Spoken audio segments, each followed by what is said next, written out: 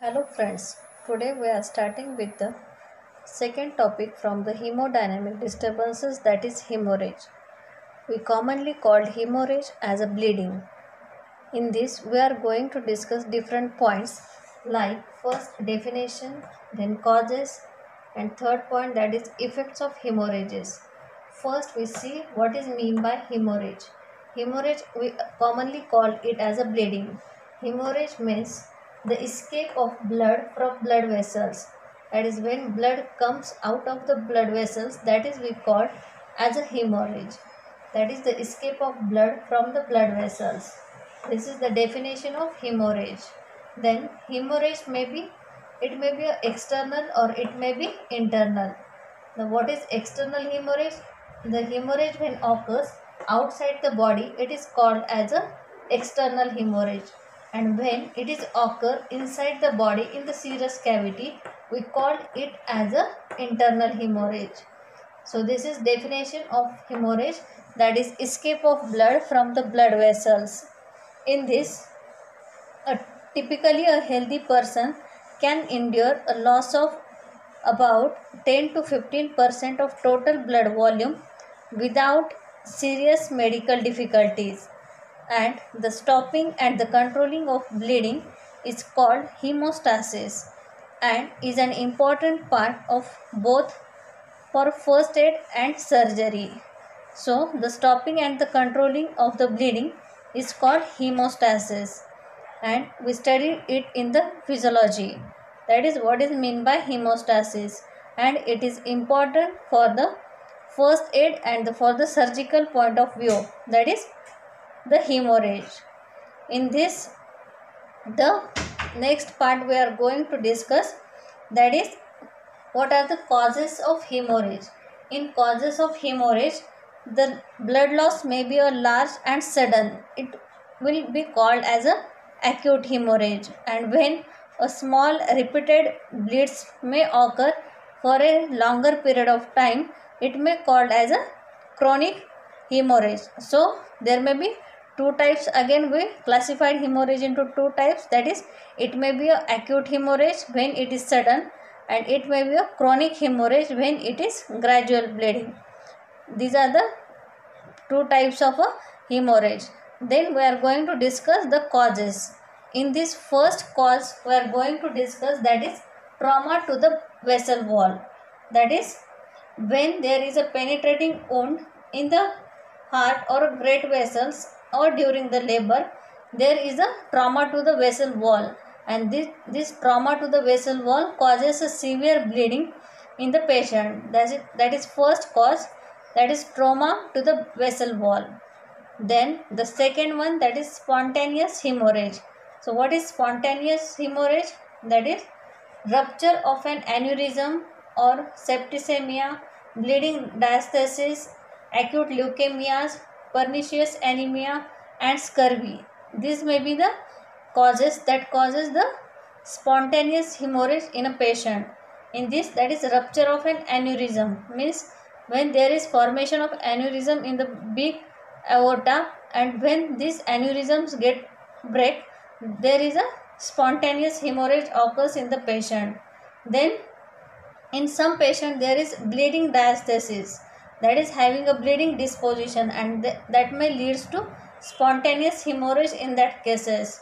Then in acute leukemias and pernicious anemia or scurvy, these are some of the conditions in which there may be a spontaneous hemorrhage may occur in a patient. Then the third one, inflammatory lesions of the vessel wall. In this first cause we see, that is trauma to the vessel wall, but this third cause is inflammatory lesion of the vessel wall, that is in vessel wall having some inflammatory lesions. In this we take as a bleeding from the chronic peptic ulcer or the typhoid ulcers or blood vessel transversing a tuberculous cavity in the lung, syphilitic involvement of the aorta. These are some of the inflammatory condition in which there is inflammatory lesions of the vessel wall, and that may cause a hemorrhage in that particular patient. That is third cause, inflammatory lesion of the vessel wall. Now the fourth cause is neoplastic lesion. Neoplastic lesions means there is neoplastic tumor occur on the vessel wall, and there may be some neoplastic invasion in the tissues, and in this we take as a hemorrhage following vascular invasion in carcinoma of the tongue. This may be the example of hemorrhage of neoplastic invasion. Then the fifth cause we consider as a vascular diseases. There are diseases of vessels, and that vascular diseases may causes a hemorrhage in the patient. In this we take example of atherosclerosis, that is hardening of the wall of the arteries, and that vascular diseases may lead to the hemorrhagic conditions. Then the sixth cause is elevated pressure, that is elevated pressure within the vessels. When in the vessels there is increased pressure, that may causes a hemorrhage. In this we take example as cerebral and retinal hemorrhage, in systemic hypertension, severe hemorrhage from varicose veins due to high pressure in the veins of legs and or esophagus, that is cerebral and the retinal hemorrhage. When there is increased in the pressure of vessels in the cerebral artery or in the retinal artery, that increased pressure may causes the burst of that arteries, and that leads to the hemorrhage. So this is the sixth cause, that is elevated pressure within the vessel. This is the cause that leads to the hemorrhage. So these are the different causes that leads to the hemorrhage. In this first one, trauma to the vessel wall. Second, spontaneous hemorrhage. Third one, inflammatory lesions of the vessel wall. Third one, neoplastic invasion. Fourth one, fifth one, vascular diseases, and sixth one, elevated pressure within the vessel. So these are the six causes that leads to the hemorrhage. Then the next point we are going to discuss, that is effects of hemorrhage. In effects of hemorrhage, this depends on the three main factors, that is what is the amount of blood loss. In this hemorrhage occurs, but what are the effects after the hemorrhage? That effect depends on the three main factors. In this first one, the amount of blood loss. Second one, the speed of blood loss, and third one, the site of the hemorrhage. In this first one, that is amount of blood loss. What is the quantity of blood loss? This is first factor. Second, the speed of blood loss. The speed may be sudden or gradual. If sudden, it is severe, but when it is gradual, it may give some time to the patient. That is speed of blood loss. And the third factor that depends is the site of the hemorrhage. When the hemorrhage occurs in the brain, it is more dangerous as compared to it occurs in the skin. So these are the different factors on which the effect of hemorrhage depends. So these three factors, the amount of blood loss, it may be a small quantity or it may be large quantity. Then speed of blood loss, that may be a sudden or the gradual blood loss. And the third one, that is site of hemorrhage, that is most important vital organs or the less important peripheral organs. So on these factors, the effect of hemorrhage depends. In this we take the loss of up to 20% of blood volume suddenly or slowly generally has a little clinical effects because of the compensatory mechanism. So what is the percentage of blood loss? It depends on the, that is clinical effects, and it may because of the compensatory mechanism. A sudden loss of 33% of blood volume may cause death, while loss of up to 50% of blood volume over a period of 24 hours may not be necessarily fatal. In this case, they explain about the speed of blood loss. When the blood loss is about 33% of blood loss, sudden blood loss, that may cause the death, but the loss of blood up to 50%, but in 24 hours, it may not cause necessarily the fatal conditions. So this is the blood loss. However, the chronic loss generally produces an iron deficiency anemia, whereas acute hemorrhage may lead to serious immediate consequences such as hypovolemic shock. Then the when the blood loss is acute and blood loss is chronic. When blood loss is acute, it may leads to the hypovolemic shock, but when the blood loss is gradual, it may cause the iron deficiency anemia. So these are the three main factors on which the effect of hemorrhage depends. In this first one, amount of blood loss, second, speed of blood loss, and third one, that is site of hemorrhage. So this is the first definition, causes and effects of hemorrhage. In next part, we are going to discuss the classification of hemorrhage and types of hemorrhage. So friends, in previous part we studied about the definition of hemorrhage, then causes of hemorrhage, and third point, that is effects of hemorrhage. After effects of hemorrhage, the next part is classification of hemorrhage. In classification of hemorrhage, the hemorrhage classified into 4 classes according to American College of Surgeons. That is, American College of Surgeons divided hemorrhage into 4 classes according to the loss of blood. In this, they classified into 4 classes, that is class 1 hemorrhage, class 2 hemorrhage, class 3 hemorrhage, and class 4 hemorrhage. In this, what is the percentage of blood loss? According to, they classified these hemorrhages into 4 classes. In this first class is, that is class first hemorrhage. In this, the blood loss is about 15%. That is, it involves about 15% blood loss, and there is no any changes in the vital signs of the patient. When there is only 15% blood loss, in that case there is no any changes in the vital signs of the patient. So this is first class hemorrhage, that is about 15% of blood loss and no any changes in the vital signs of the patient. Then the second one, that is class 2 hemorrhage. In class 2 hemorrhage, there is about 15 to 30% blood loss occurs in the patient. That is 15 to 30% of blood loss. And in this case, we see the clinical condition in the patient, like there is a tachycardia or there is a reduction in the difference between the systolic and diastolic pressure, and skin looks like a pale and cool to touch, and that is slight changes in behavior of the patient. But in this condition, the blood transfusion is not required in the class 2 hemorrhage. So in class 2 hemorrhage, we found that is the blood loss is about 15 to 30%, and in this case we see the different clinical changes in the patient. That is, in the patient we see that is tachycardia, that is increase in the heart rate. Then second one, that is there is reduction in the difference between systolic and diastolic blood pressure, and along with this we see the skin of the patient is pale and that is cool to touch, that is it feels cool, and there is slight changes in the behavior of the patient. So this is the second class hemorrhage, loss of about 15 to 30% of blood loss.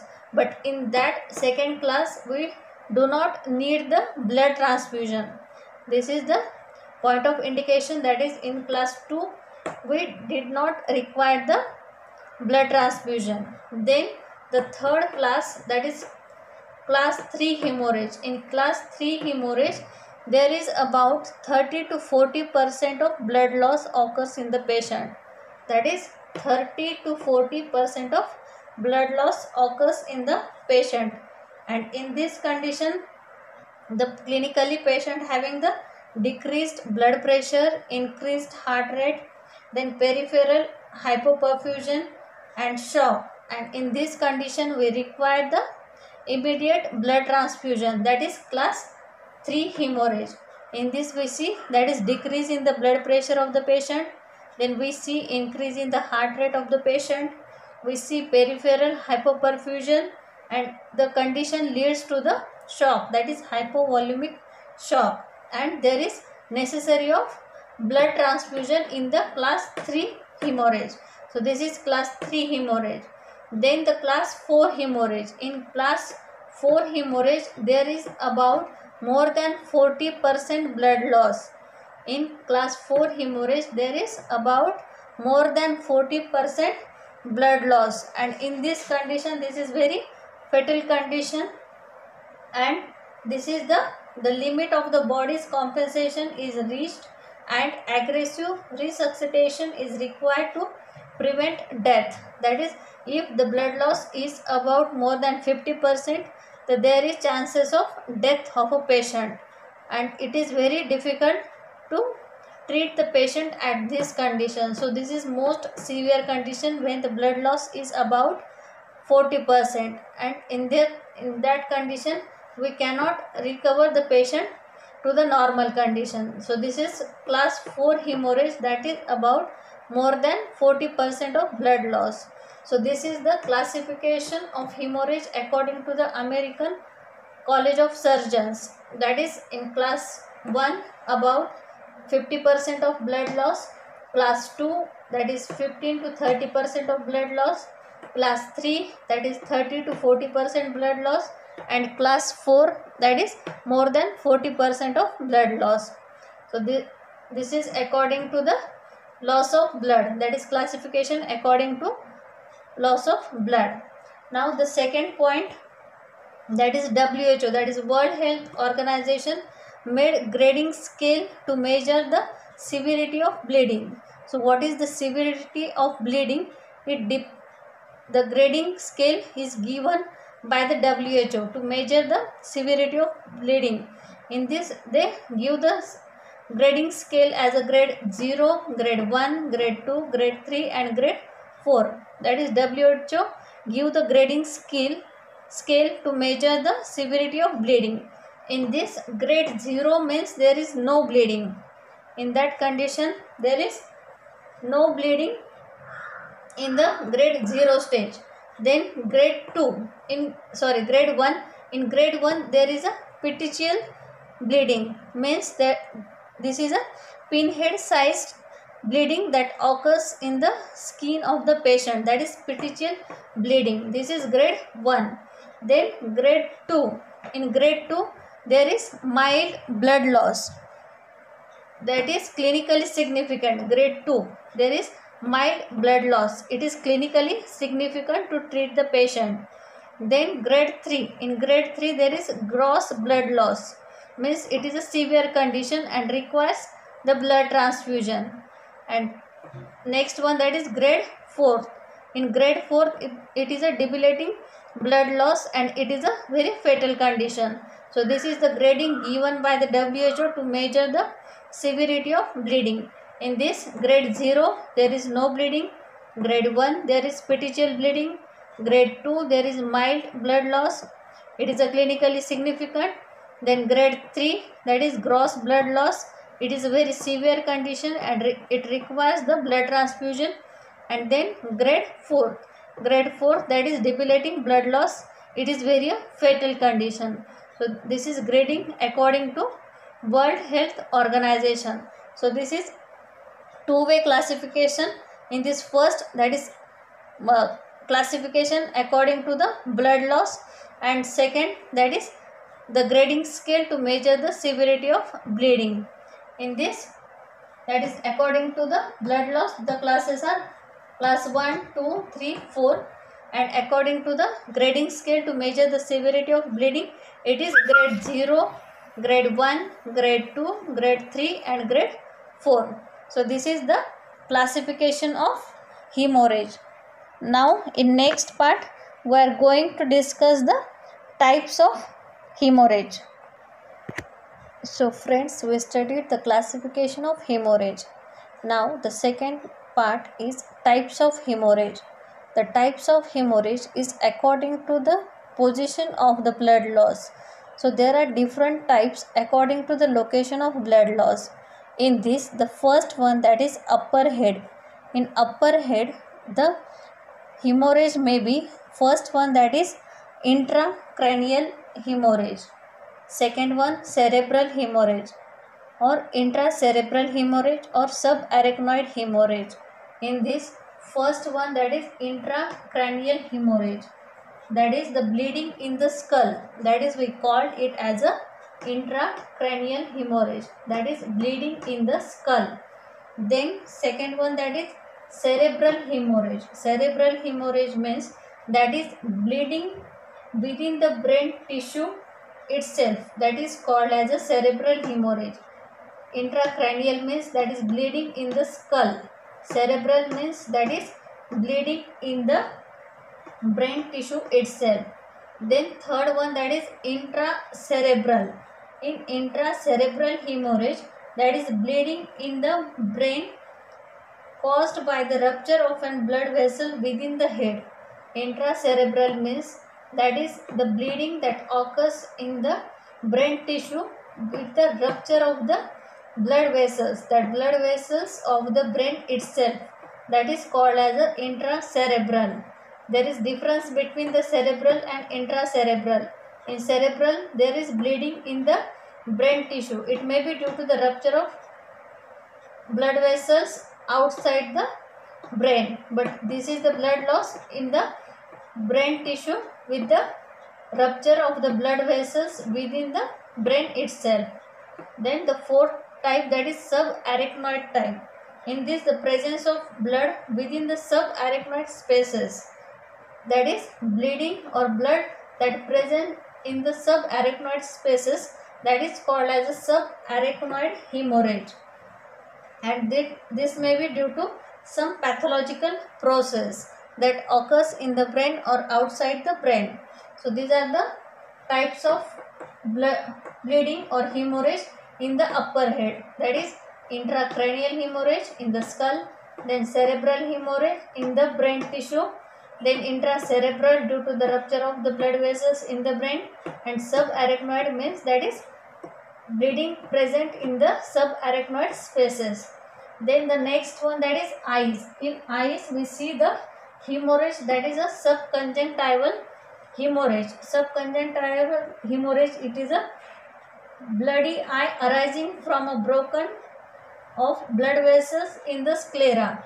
There is rupture of the blood vessels in the sclera, and that leads to the bloody eye appearance, that is we call it as a subconjunctival hemorrhage. Then next one, that is nose. In nose, we see that is nose bleed, we commonly call it as a epistaxis. Epistaxis means that is a nose bleeding that occurs in the nose. The next one, that is mouth. In mouth, we see that is bleeding due to the tooth eruption. It may be due to hematemesis or it may be due to hemoptysis. In mouth region, we see three types of hemorrhages. It may be due to tooth eruption, it may be due to hematemesis, or it may be due to hemoptysis. So what is tooth eruption? That is a losing of tooth that causes the bleeding, that we call it as a tooth eruption hemorrhage. Then hematemesis means that is omitting of fresh blood. When omitting contains the fresh blood, that we called it as a hematemesis, that is blood present in the omitting. Then the third type, that is hemoptysis. Hemoptysis means that is when there is cough, that coughing up blood from lungs, that is the cough material or sputum that contains the blood after the coughing, that is we called it as a hemoptysis, that is the blood present in the sputum. This is hemoptysis. So these are the three way of blood bleeding or hemorrhage in the mouth, that is tooth eruption, hematemesis and hemoptysis. Then the next one, lungs. When there is bleeding occurs in the lung, we call it as a pulmonary hemorrhage. The next type, that is gastrointestinal. In gastrointestinal, it may be upper GIT bleeding, it may be lower GIT bleeding, or it may be occult GIT bleeding. That is upper means that is upper part of GIT, then lower GIT bleeding means in the lower part of GIT, and when it occurs in the anus region or in the colon, that is occult GIT bleeding. So these are the different types of bleeding that occurs in the GI tract. Then The next type, that is in the urinary tract. When there is bleeding occurs in the urinary region, that we call it as a hematuria. That is blood present in the urine, that is we call it as a hematuria. The next one, that is gynecological. In gynecological we see two types of bleeding, that is vaginal bleeding and it may be a ovarian bleeding. In vaginal bleeding it may be postpartum hemorrhage or it may be breakthrough bleeding. It may be a menstrual bleeding or it may be a postpartum bleeding. And second one, that is ovarian bleeding, that we see in the gynecological conditions. The next one, that is anus. In anus we see the melena, that is upper GIT bleeding, and hematochezia, that is lower GIT bleeding, that occurs in the anus region. Then the last one, that is vascular bleeding, when it is due to the vessel rupture or due to some vascular condition, we call it as a vascular hemorrhage. And vascular hemorrhage, it may be a ruptured aneurysm. When there is rupture of aneurysm, that is called as a ruptured aneurysm hemorrhage. When there is some aortic transection or aortic rupture, that we call it as a aortic transection. Then iatrogenic injury, when any injury occurs in the body that causes the iatrogenic injury and that causes the bleeding, that is the hemorrhage. So these are the different types of hemorrhage according to the location of the bleeding.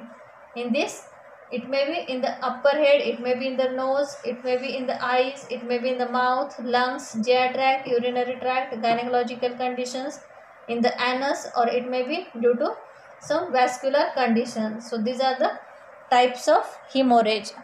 Now in next part we are going to discuss the different terms used for the hemorrhage. Friends, up till now we studied the definition of hemorrhage, then causes of hemorrhage, then effects of hemorrhage. In next part we studied the classification of hemorrhage, that is according to American College of Surgeons, and that is scale for the measurement of the scale of bleeding. In this, according to the WHO. Then in next part we studied, that is the types of hemorrhage according to the location of hemorrhage. Now the next part is, that is different terms used in hemorrhage. The different terms used in hemorrhages, that is first one, that is hematoma. What is mean by hematoma? That is extravasation of blood into the tissue. When there is accumulation of blood into the tissue, that condition we call it as a hematoma. That is extravasation of blood into the tissue, called as a hematoma. The next term used, that is ecchymosis. What is ecchymosis? That is large extravasation of blood into the skin and mucous membrane. That is, it is a large extravasation of blood, that is accumulation of blood into the skin and mucous membrane. That is large extravasation of blood into the skin and mucous membrane. It is in the tissue, but it is in the skin and mucous membrane, that we call it as ecchymosis. Then the third term used, that is purpuras. So what is purpuras? These are the small areas of bleeding, that is up to 1 centimeter into the skin and mucous membrane, that we call it as a purpuras. Mainly purpuras we see in the cases of urticaria, that is small areas of bleeding, that is up to 1 centimeter into the skin and mucous membrane. That condition we called it as a purpuras. The next term used, that is petechiae. What is petechiae? That is minute pinhead sized hemorrhages. These are very small, that is only a minute pinhead sized hemorrhages, that is seen in the skin and mucous membrane, that we call it as a petechiae. Then the next term that is used is a diapedesis. So what is diapedesis? It is a microscopic escape of erythrocytes into the loose tissue. When there is stagnation of blood, that stagnation of blood causes the erythrocytes come out of the vessel, and that's seen, the erythrocytes seen in the loose tissue, and this is a microscopic appearance. It is a microscopic escape of erythrocytes. That erythrocytes seen in the loose tissue, that condition we call it as a diapedesis. So these are the different terms that is used in the hemorrhages or for the hemorrhages. That is hematoma, ecchymosis, purpuras, petechiae and diapedesis. That terms may be asked for a 2 marks question. So what is hematoma, what is ecchymosis, what is purpuras, what is petechiae and what is diapedesis. So I will again repeat it. Hematoma means extravasation of blood into the tissue, that is hematoma. Ecchymosis means large extravasation of blood into the skin and mucous membrane. Then third one, purpuras. Purpuras means small areas of bleeding up to 1 centimeter into the skin and mucous membrane. Then fourth one, that is petechiae. Petechiae means the minute pinhead sized hemorrhages. And diapedesis means that is microscopic escape of erythrocytes into the loose tissue after the stagnation of blood, that we call it as a diapedesis. So these are the different terms used for the hemorrhages. Now the last part of hemorrhage, that is management. In management we see after the bleeding, in this condition when the bleeding is small, in that case we use the direct pressure on that bleeding or injury, that may stop the bleeding. But the bleeding is severe, in that case we have to tourniquet that bleeding. But after this also, if bleeding is not stopped, in that condition we have to use the anticoagulant medications. That anticoagulant medications may stop the bleeding. And after this, if this also not working, in that case for the severe bleeding we have to use the blood transfusion. In that condition we give the blood to the patient, that is blood transfusion is used in that condition. So in this is a short summary of management, that is in early cases you have to give the direct pressure on that injury part to stop the bleeding. Then in severe injury cases you have to tourniquet the vessels. Then after that you have to use the anticoagulant medications, and after that you have to use the blood transfusion to manage that particular patient of hemorrhage. So this is the summary of management. So in this lecture we studied about, so what is the definition of hemorrhage, that is escape of a blood from the blood vessels, that is we called it as a hemorrhage, or commonly we call hemorrhage as a bleeding. Then we see the types of bleeding, that is it may be external bleeding or it may be internal bleeding. External bleeding in the outside the body, internal bleeding inside the body in the serous cavities. After that we studied the different causes of bleeding, that may be due to the trauma to the vessel wall, it may be due to spontaneous hemorrhage, it may be due to inflammatory lesions of the vessel wall, it may be neoplastic invasion, it may be vascular diseases, or it may be due to elevated pressure within the vessels. So these are the different causes of hemorrhage. After that we studied about effects of hemorrhage. In effects of hemorrhage we see effects of hemorrhage depends upon the 3 factors, that is amount of blood loss, then the speed of blood loss, and the third one, that is site of hemorrhage. After that we studied the classification of hemorrhage. In classification according to American College of Surgeons, that classified hemorrhage into 4 classes, that is class 1, class 2, class 3, class 4. Then WHO give the grading scale for the bleeding, that is grade 0, grade 1, grade 2, grade 3 and grade 4 blood loss. After that we studied the types of hemorrhages according to the location of bleeding into the body. After that we studied the different terms used for the hemorrhages, that is hematoma, ecchymosis, purpuras, petechiae, diapedesis. And last one, that is management of hemorrhage. It may be direct pressure, it may be tourniquets, it may be anticoagulant medications, or it may be blood transfusion. So this is all about hemorrhage. I think all of you understand. If any difficulty, ask me personally anytime. So thank you friends.